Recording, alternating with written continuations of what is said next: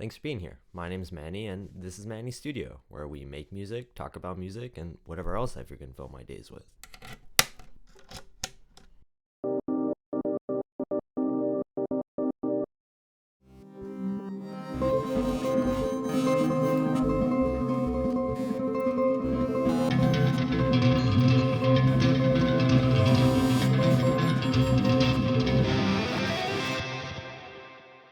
Today we're going to talk about warming up on guitar. So I used to think that warming up was a waste of time.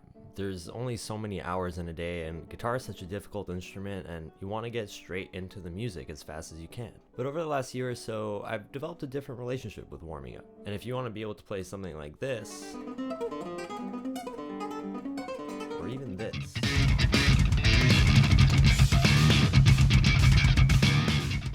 then you should too. So let's get right into it. This is the first thing I do every time I pick up the guitar. All these exercises are going to be really simple, but I promise you that they're not as easy as they look, and they're really going to elevate your playing. If you want to follow along with a PDF with everything we're going to be covering, then you could download that in the description below. The first exercise we're going to be covering is a simple chromatic scale in octaves. There's going to be a bunch of variations you could apply to all these exercises, and I'll include some options in the tabs below. And for most of these exercises, we're going to have our metronome set at 60 BPM.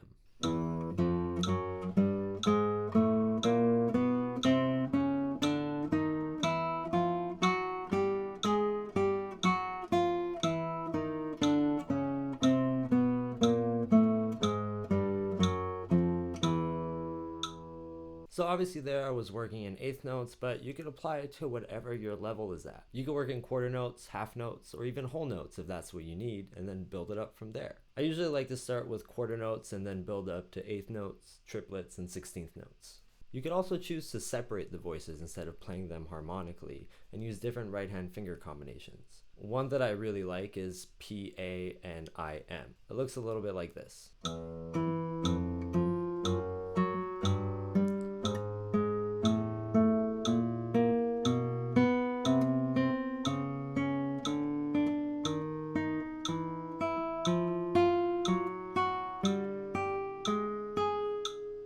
You want to try to make it as legato as you possibly can and keep that sustain going.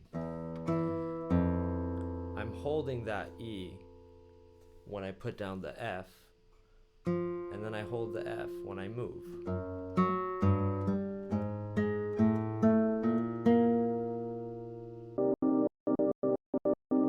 This next exercise is going to be focusing solely on the left hand. We're still going to be sticking with the chromatic scale, but we're going to just be doing it with left hand hammer-ons from nowhere. The point of this exercise is to develop the strength in the left hand to produce clear, distinct notes. Also, it's important to focus on your contact point of the fret and your finger and try to replicate that each time. So for left hand hammer-ons from nowhere, I usually like to work in half notes at 60 BPM.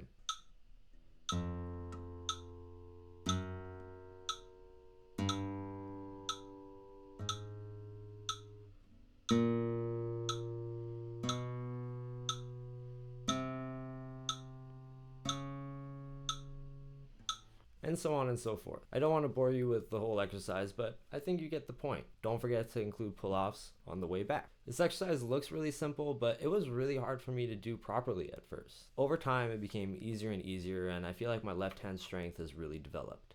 If you feel like 60 BPM might be a little fast, then don't sweat going down to 40 BPM and working your way up from there. It's all about getting comfortable with the motion rather than speed.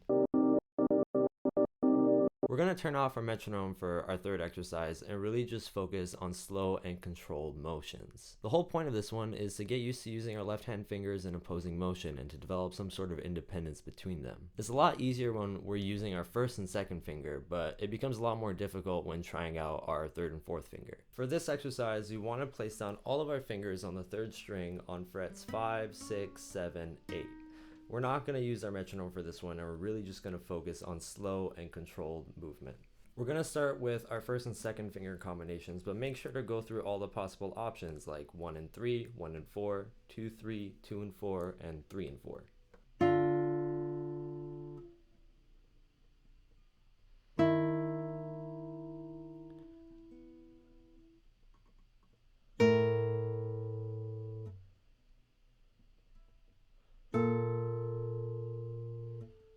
You'll want to be doing this very slowly and just be focusing on getting that independence between the fingers. And you also want to try to focus in on moving from your large knuckle joint. I can't tell you how many times practicing this technique has come in handy in so much of my repertoire.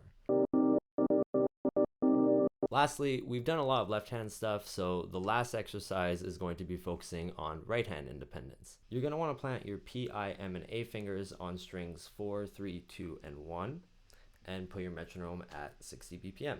So we're going to be working on some different finger combinations, starting with 2 fingers and then 3 fingers. I like to work in opposing sets, so for example, P and I and M and A, or P and M and then I and A. We're going to be working with quarter notes, but after every attack, we're also going to be muting the strings that we just played before the following attack. All of this will be included in the tab that you can download below. When 2-finger alternations become a little easy and comfortable for you, then you could try 3-finger alternations. Alternating between PIA and PMA is probably the most confusing one of the bunch. So why warm up? Well, first and most importantly, to avoid injury. Also, it provides an opportunity to address basic technical and musical concepts that's really easy to forget about when we're working on a really difficult piece of music and are just trying to get the notes right. Lastly, at least for me, sometimes it's really hard to find the motivation to practice, and I know that if I can just get the case open and start playing, that reluctance will slowly disappear. By starting off my practice with something really easy and manageable, it really helps to ease into the workflow of a good practice session. If you dig these new types of videos I've been putting out, then make sure to subscribe to my channel to have more music and free tutorials in your life.